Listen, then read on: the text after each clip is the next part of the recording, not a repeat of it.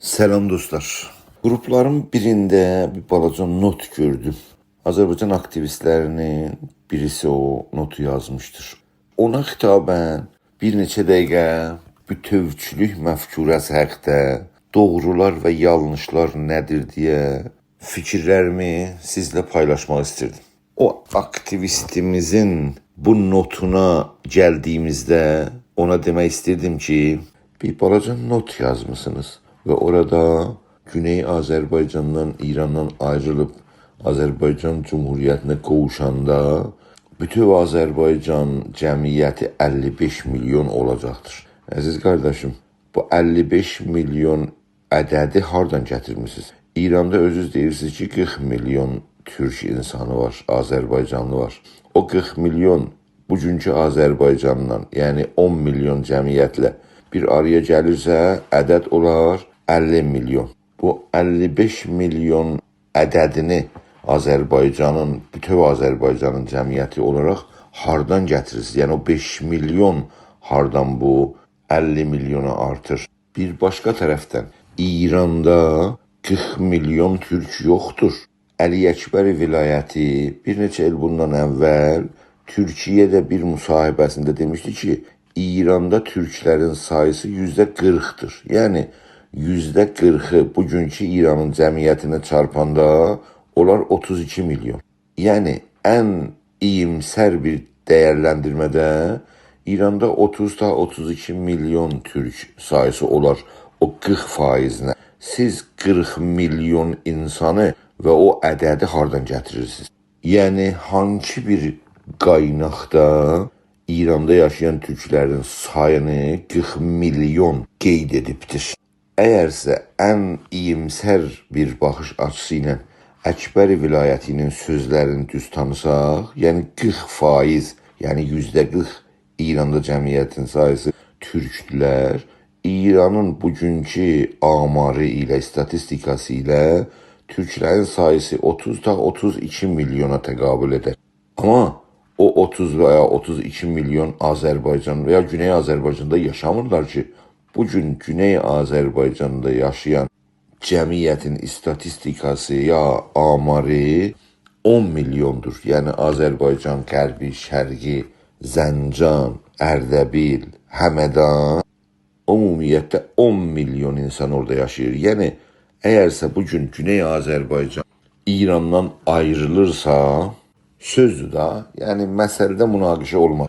İrandan Güney Azərbaycan ayrılırsa və Azərbaycan Cumhuriyyəti ilə qovuşursa, bu iki bölgənin bir arada, yəni o bütün Azərbaycan ki arzu olur, orada cəmiyyətin ədədi olar 20 milyon. Yəni nə 40 milyon, nə 50 milyon, nə 55 milyon, bəlkə yalnız 20 milyon olar.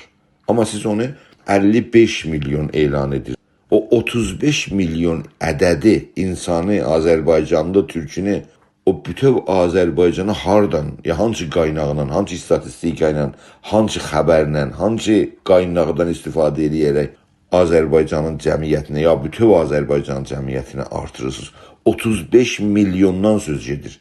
Necə ola bilər siz 20 milyon cəmiyyəti 55 milyon elan edəsiniz? Acaba bir insan, müstəqil insan bu xəbər yayılanda belə bir ədədi amarı gördüyündə sizdən və ya sizin haqqınızda nə düşünə bilər? Duyğusalsınız, ədədləri və amarları necə göylüz söyür elə yazırsınız. Yəni bunu demək istəyirəm ki, bizim ağzımızdan çıxan söz, qələmimizdən daman o yazı bizə xalqın inanıb inanmaması üçün çox ciddi bir səbəbdir. Düz yazırsaq bizə inanacaqlar, yanlış və ya abartıcı formda yazırırsaq bizi yalancı tanıyacaqlar. Hətta öz xalqımız belə bu ədədləri gördüyündə və bir balaca ədəd və amarlara baxdığında bizi, yəni Azərbaycan aktivistlərin yalancı, fırıldaqçı, alladıcı və bu kimi qavramlarla bizi başqalarına və ya öz xalqımıza tanıtdıracaq. Yəni yanlış amar və ədədlərlə Türk hərəkatını, Türk xalqının yanında etibarsızlaşdıracaqsınız. Yalnız Türk xalqı deyil, Türk hərəkatını Azərbaycanda qeyri-türklər yanında etibarsızlaşdıracaqsınız. Elə bu faktora görə və yalnız bu faktor deyil, çox önəmli olan başqa faktorlara görə də bizim görəvimiz gerçəkçi olmaqdır. Dəqiqən o cür ki vardır görməliyik realitəni. Bu realitəni görməsək, çox böyük sədmələr, ziyanlara uğraya bilər bizim xalqımız. Yəni, əgər gələcək bütöv Azərbaycanı, deyək də, dedik ki, örnək gətirmədə, məsəl vurmada münaqişə yoxdur, istifadə etmək olar. Deyək ki, əgərsə bizim cəmiyyətimizə gerçəkcə və gerçək olaraq desəz ki, o bütöv Azərbaycan ki yaranacaqdır, desək olursa, orada yalnız 20 milyon insan ya 20 milyon cəmiyyət olacaq. 30 milyon, 40 milyon, 50 milyon, 55 milyon değildir. 20 milyonluq bir cəmiyyət və ölkə 55 milyonla təşkil edən bir ölkə ilə çox ciddi və stratejik baxımdan bir-biri ilə fərqlənir. Yəni 55 milyon ədəd ki verirsiniz ha, güya o Azərbaycan və ya gələcək bütöv Azərbaycanı çox böyük bir ölkə göstərməyə çalışırsınız. Amma yalan ədədlərlə.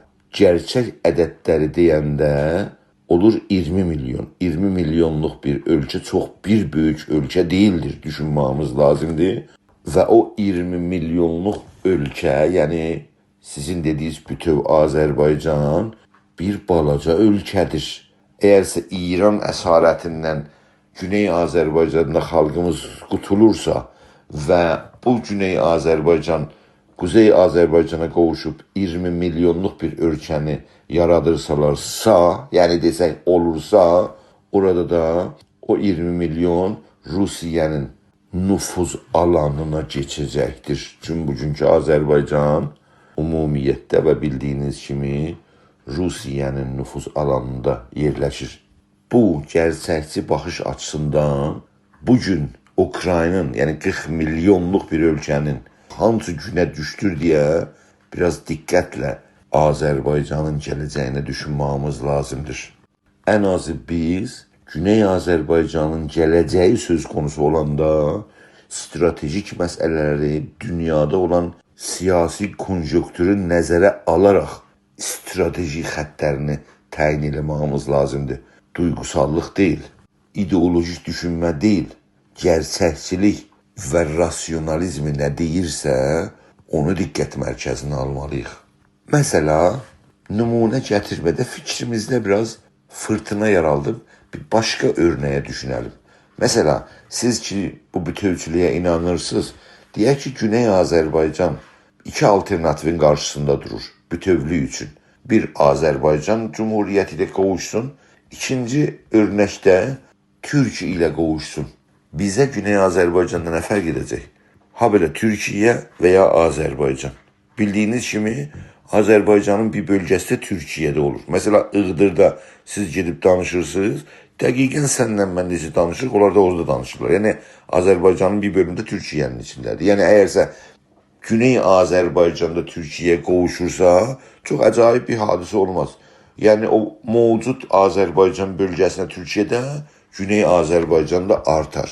Amma diqqət eləyin, dedik ki, bu beyin fırtınasında diqqət eləyin, biraz düşünək ki, Güney Azərbaycandan əgər bütövləşmə imkanı varsa bu dünyada, uluslararası hüquq, şərait izni verirsə, yəni bir ölkədən ayrılıb başqa ölkəyə qovuşmaq və ya bütövləşmə imkanı varsa da, deyək vardı, əgər bunu varsaysaq, əcəba Güney Azərbaycan Türkiyəyə qovuşursa, Güney Azərbaycanın əsas milli güvənliyi təmin olar, ya Azərbaycana qovuşub Rusiyanın güc alanına yerləşirsə, Azərbaycanın milli güvənliyi təmin ola bilir. Hansında daha çox təmin ola bilir. Əgərsə Güney Azərbaycan Türkiyəyə qovuşursa, Türkiyənin 85 milyon cəmiyyəti olar 95 milyon cəmiyyət. Yəni çox böyük bir ölkə. Yəni orada Rusiya və hətta Qərb ölkəsi belə lazımi qədər onların milli güvənliyini təhlükəyə sala bilməz. Amma Güney Azərbaycan, Kuzey Azərbaycana qovuşduğunda, yəni 20 milyonluq bir ölkə yaradılırsa, əcəba bir 20 milyonluq ölkə eləyə bilər öz milli güvənliyini daha çox təmin etsin, ya 95 milyonluq bir ölkə eləyə bilər daha güclü milli güvənliyini təmin etsin. Yəni biz bugün Güney Azərbaycanlı olaraq və oranın, o ölkənin, o bölgənin və ya o xalqın gələcəyini düşünürsək, dedikdə bunlar hamısı örnəkdir və örnək gətirməkdə də münaqişə yoxdur. Biz Güney Azərbaycandan siyasi aktivist olaraq, siyasi partiya olaraq, siyasi düşüncə teori olaraq düşünməliyik ki, əcəba Güney Azərbaycan, Azərbaycan ölkəsinə qovuşursa bu xalqın, bu bölgənin milli güvənliyi daha çox təmin olar, yoxsa Türkiyəyə qovuşursa milli güvənliyi daha çox və güclücə təmin ola bilər. Və biz Güney Azərbaycandan olduğumuz üçün və Güney Azərbaycanın stratejik gələcək mənafeyini düşünmə görəvimiz olmağı üçün, gələcək milli güvənliyin qorunması üçün Güney Azərbaycana dərindən düşünməliyik də. Bizə Azərbaycan və Türkiyə dediyim kimi ikisi də xalqımıza aid dövlətlərdir. Nə fərq edəcək ki, Azərbaycanla bütövləşək, ya Türkiyə ilə bütövləşək. Əgərsə dedim orada, əgərsə belə bir izn, belə bir imkan vardı uluslararası hüquqda ki, Güney Azərbaycan İrandan ayrılsın və bu ölkələrin birinə qovuşsun. Yəni əgərsə Azərbaycana qovuşmağa imkan olursa, istər-istəməz Türkiyədə qovuşmağa imkan olacaqdır. Yəni belə bir uluslararası hüquq varsa, belə bir imkan əldə olursa da dedik. Yaxşı, bu şəraitdə Güney Azərbaycanın milli mənafeyini, milli güvənliyini gələcəkdə Türkiyəyə qovuşsa daha çox təmin ola bilər, ya Azərbaycana qovuşsa. Hər bir əqli başında olan insana deyəcək ki, Türkiyəyə qovuşsa daha çox milli güvənlik, milli mənafe həm də güclücə təmin ola bilər. Amma Azərbaycana qovuşduğumuzda belə bir təminat Türkiyə ilə qiyasda imkansızdır. Elə dəqiqən bura gəldiyimizdədir ki, mən Güney Azərbaycanda bütövlük məfkurəsi meydana gətirənlərə uca səslə deyirəm ki, Güney Azərbaycanın milli güvənlik məsələsini ki, ən önəmli siyasətlərdə faktorlardan biridir. Bu faktor Güney Azərbaycanla Quzey Azərbaycanın birləşməsi ilə, bütövləşməsi ilə təmin olmaz. Amma əgərsə Güney Azərbaycan Türkiyə ilə birləşib bütövləşirsə, orada Güney Azərbaycanın və orada yaşayan xalqın milli güvənliyi çox güclə təmin olur. Yəni milli güvənliyin təmin olan bir durumda milli mənafeyinin təmin olmasına geniş vasitədə imkanın olmasını da vurğulamaq lazımdır. Dediyimiz kimi burada danışılan və bütövlük haqqında danışma məsələsi yalnız bizim beyin fırtınamızdan ibarət olur. Beyin fırtınasını hər zaman yapmamız lazımdır və dərindən məsələyə düşünməyimiz lazımdır. Bir balaca bir faktor da artırım, ondan sonra sözümü sona çatdırım. Əvvəl düşünək ki, bu bütövlük məfkurəsi hardan Güney Azərbaycana gəlmişdir? Bildiyiniz kimi bu bütövçülük məfkurəsi Quzey Azərbaycanın 2-ci Cümhuriyyəti yarananda o cümhuriyyətin qurucularından biri, yəni sayın Əbilfəz Elçi bəy ki, adı və xatirası unudulmaz olsun, bütövlük məfkurəsini siyasət meydanına atdılar və iki Azərbaycanın, Quzey və Güneyin birləşməsini, bütövləşməsini Azərbaycan Cümhuriyyətinin bir siyasəti, stratejik siyasət kimi götürdülər. Burada bütövçülük məfkurəsini iki açıdan baxmamız və araşdırmamız lazımdır. Bir, əcəba bütövlük məfkurəsinin meydana gəlməsi Elçi bəy tərəfindən Azərbaycan Cümhuriyyətinin, yəni yeni qurulmuş Azərbaycan Cümhuriyyətinin mənafeyini təmin edirdimi? Yəni bu bütövlük məfkurəsi meydana gəlməklə İran tərəfindən Azərbaycana hangi qarşılıq verdiyinə düşündüyümüzdə istər-istəməz çox ciddi bir xəsmanə mövqe İran tərəfindən Azərbaycana qarşı bir tutumu gözləməliydik və bunu da gördük. Azərbaycanla Ermənistan arasında Qarabağ məsələsində savaş meydana gəldiyində birinci gündən İran İslam Cumhuriyyəti Ermənistanın yanında durdu. Və sonuna qədər, hətta indiyə qədər də o xətti davam etməkdədir.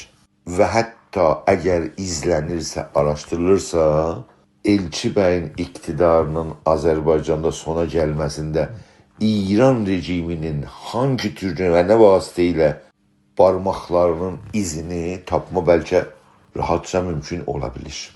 İkinci açıdan, əcəba Elçi bəy bütövçülük məfkurəsini meydana atanda bu məfkurənin taktiki ziyanların və zərərlərini nəzərdən atsaqsa, əcəba Kuzey Azərbaycanda qurulan Cumhuriyyətin mənafeyini bu bütövçü məfkurə təmin edə bilirdimi? Bu sualın cavabı bəlidir. Yəni, Elçi bəyin bütövçülük məfkurəsi o taktiki ziyanlar ki, dedim, İran dövlətinin Ermənistanın arxasına keçmə və bu ziyanları Azərbaycana varid etməsini nəzərdə almasaq, bütövçülük məfkurəsi ikinci Cumhuriyyətin milli mənafeyini təmin edir. Yəni, Kuzey Azərbaycanda qurulan devlətin mənfəət pəncərəsindən bütövçülük məfkurəsinə baxdığımızda bu fikir, bu məfkurə qurulan Azərbaycan Cumhuriyyətinin mənafeyini təmin edir. Və o Cumhuriyyətin milli güvənliyini bu günə baxdığımızda daha çox təmin edir. Yəni, bunu düşünün ki, əgərsə bugünkü 10 milyonluq Azərbaycan Cumhuriyyəti 20 milyonluq bir Azərbaycan Cumhuriyyəti olurduysa, təbiətən o Cumhuriyyət, yəni 20 milyonluq Cumhuriyyət 10 milyonluqla qiyasda daha güclü bir devlət olurdu da. Yəni, bütövçülük məfkurəsi gerçəkləşirsə və ya gerçəkləşirdisə, Kuzey Azərbaycanda qurulan Azərbaycan Cumhuriyyətinin mənafeyini və hətta milli güvənliyini bir dərəcədə təmin edir. Yəni, dediyim kimi, 10 milyonluq bir ölkə 20 milyonluq bir ölkəyə çevrilir də, biraz güclənir də əlbəttə. Amma eyni halda baxdığımızda 20 milyonluq bir dövlət, mesela Türkiyədə 95 milyonluq bir dövlət olduğunda milli güvənliyi təmin etmə haqda və ya milli mənafeyi təmin etmə haqda qiyas belə edilə bilməz. Yəni, Elçi bəy bütövçülük məfkurəsini meydana gətirdiyində Azərbaycan Cumhuriyyətinin mənafeyini düşünürdür deyə düşünməyimiz lazımdır və düzgün də düşünürdür. Çünki Azərbaycan dövlətinin güclənməsinə yalnız bir imkan vardı ki, Azərbaycanın güney bölgəsi İrandan ayrılıb, kuzey bölgəsinə qovuşursa, kuzeydə bərpa olan dövlət daha güclənər. Yəni, bu düz fikirdir, stratejik, düzgün və dəqiq düşüncədir. Amma, məsələ budur. Güney Azərbaycanın pəncərəsindən siyasət məsələsinə baxdığımızda, milli güvənlik məsələsinə diqqət etdiyimizdə və hətta milli mənafeyimizi düşündüyümüzdə o bütövçülük məfkurəsi məsələsi çərçivəsində əcəba Güney Azərbaycan Türkiyəyə qovuşursa daha çox milli mənafey və milli güvənlik təmin olar, ya Kuzey Azərbaycanda qurulan Azərbaycan Cumhuriyyətinə qovuşursa milli güvənlik təmin olar. Bunu hər kəs rahatca təşxis edə bilər. Yəni, Elçi bəy Azərbaycan Cumhuriyyətinin prezidenti olaraq düzgüncə Güney Azərbaycanın Azərbaycana qovuşmasında mənfəət görürdü və mənfəət də həqiqətən vardı. Amma bu məfkurə əməli olurdu, olmurdu, bu başqa söz daha. Deyirik, indi yalnız beyin fırtınası yapmaqdayıq və bu beyin fırtınası ilə və eyni halda bir ölkədən ayrılıb başqa ölkəyə qovuşma imkanı varsa deyə. Çünki elə bir imkanın olması çox zəifdir. Deyək ki, varsa, bu halda istəyirik bilək ki, Güney Azərbaycan Azərbaycan dövlətinə, cumhuriyyətinə qovuşursa daha çox milli güvənliyi və ondan sonra milli mənafeyi təmin olar, yoxsa Türkiyəyə qovuşursa milli güvənliyi və milli mənafeyi onun arxasından daha çox təmin olar. Bu sualın cevabı her bir rasyonel, əqlani, siyasi düşünceye malik olan insana gün kimi aydındır. Yani dəqiq mənafeyimiz təmin olsun diye Güney Azərbaycanın siyasi pəncərəsindən baxdığımızda əgər belə bir bütövlük imkanı olursa dedik, Güney Azərbaycanın mənfəəti Türkiye ilə qovuşmada təmin olur. Milli maraq, milli güvənlik və milli mənfəət Türkiye ilə qovuşmada təmin olur, Azərbaycanla deyil. Siyasət məsələsinə Azərbaycan pəncərəsindən belə baxırsaq, Elçi bəyə gəldiyimizdə ki, Azərbaycan Cumhuriyyətinin prezidenti idi, bütövləşmə onun açısından düzgün düşüncəydi üçün Azərbaycan dövlətini gücləndirmək istirdi.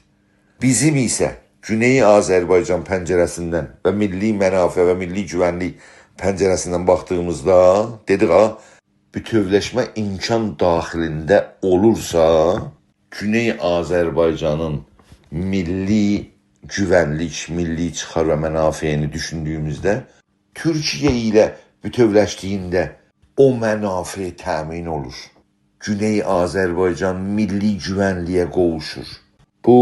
Bugünün beyin fırtınasında məni izlədiyiniz və dinlədiyiniz üçün dərin təşəkkürümü bildirirəm. Çox sağ olun. Mən Iğdırlıyam, bugün demem, böyün derim. Mən Iğdırlıyam, kanka demem, kardeş derim. Mən Iğdırlıyam, kimseye laf etmem, edenin başına da melekleri yığaram.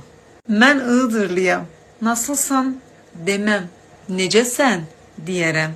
Mən Iğdırlıyam, çayımı soğutup içmem, ağzım yana yana içerem ki çayı içim yansın, içim erisin. Mən Iğdırlıyam, nereden gelip nereye gidiyorsun demem, hardan gelip paraya gelirsen diyerem. Mən Iğdırlıyam, seni seviyorum demem, seni çok sevrem diyerem. Mən Iğdırlıyam, sana kurban olayım demem, vay sen kurban olum, vay sen canı yiyeyim diyerem. Mən Iğdırlıyam, eve gelen misafire yalancıktan ya otur Allah'ını seversen yemek ye demem. Sen Allah, sen Kur'an, sen kitap otur bir lokma yemek ye bizden ya diyerem.